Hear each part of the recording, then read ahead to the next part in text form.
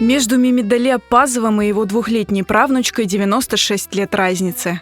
Когда спрашиваешь у Мемедали Картбабаева секрет долголетия, он отшучивается. Много спать и не перебирать еду. Хотя в жизни ему приходилось и голодать, и не спать ночами. Мемедали Аппазов родился в селе Молбай Карасу-Базарского района в 1924 году. Войну встретил уже взрослым. 41 жылы Ақиярда Пежауда оқыған едім. 10 майыста bizim группаны 24 бала. Hepimizге паспорт беріп, Москваға алып кеттілер. Москвада жеңіп башлаған соң бір ай қадар болдық Москвада. Соң біздің Ульяновскке алмастырдылар. Анда ишледік. Мемедали с другом едва успели вернуться домой, как Крым оккупировали. В 1943 году родную деревню Аппазова сожгли немцы. Bizim köyге партизандар түсіп 4 күн отырдылар. Немістердің уақытында.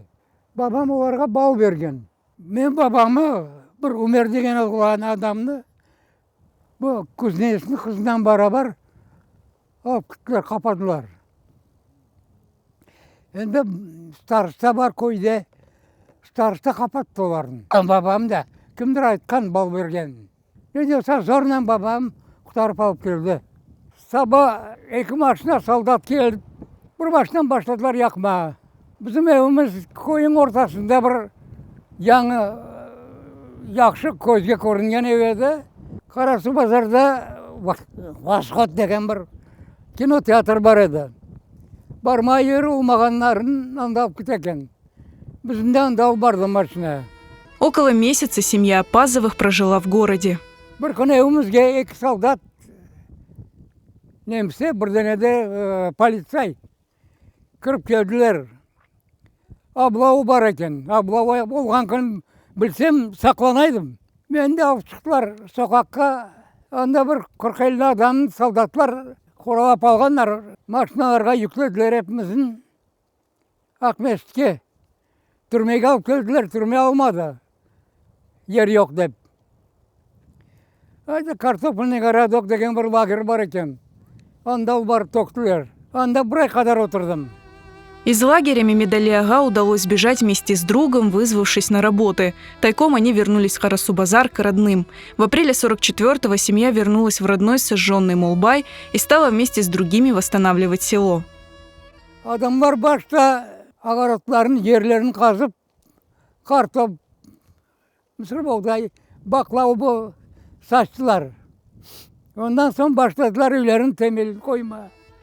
Неподалеку расположилась рота солдат, с одним из которых сдружился Мемедали ага. Он рассказывает, что благодаря офицеру их семья не умерла от голода во время депортации. Мен повесткам бар еді 18 майға, армия военкоматқа. 17-ші күні, сылаң 17-сінде старший лейтенант, адында ұмытқаным енді, адында біледім. Скажи матери, пусть хлеб спекет с этой муки. Попробуем, что за мука, деді. Анам айтсам, бүгінге де бар отмегіміз. Ярын қояжам, деді анам. Бұл 17-сінде ақшам күндіз. Сон анам олай деп айтады, десем, нет, пусть сегодня сделает, деді. Шарда соба бар, аблек өтмектер 6 өтмек шыға. Анам 6 өтмектен пішіріп алды. Өтмек бізге яры олғажек ашамай етті. Семью с 7 детьми сослали в Узбекистан. В начале июня Аппазовы попали в Наманганскую область.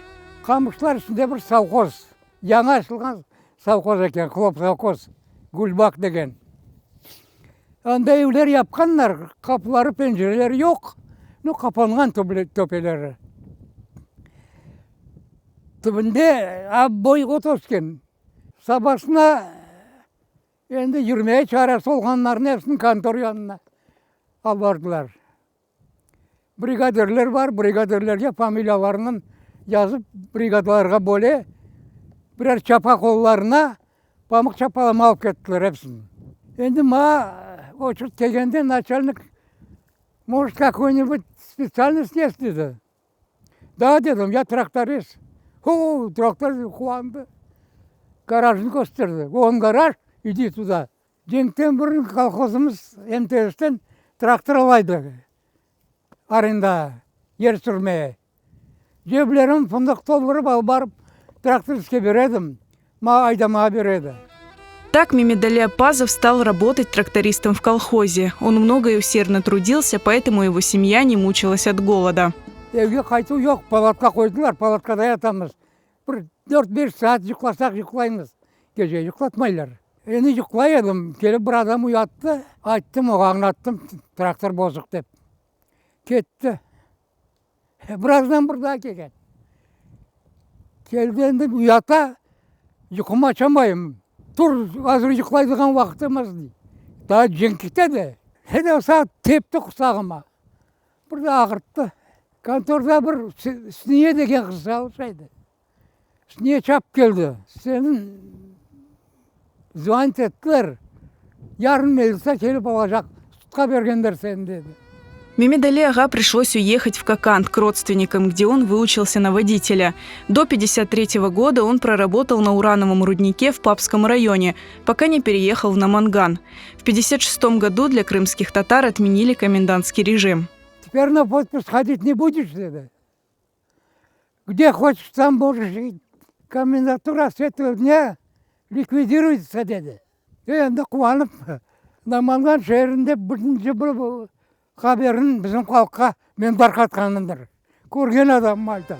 Но на родину Мемедали Апазов вернулся спустя много лет, лишь в 90-х. До этого он смог вернуть на родину и своих родителей. Сейчас он живет с семьей в Бахчисарае. У него 3 детей, 7 внуков и 10 правнуков.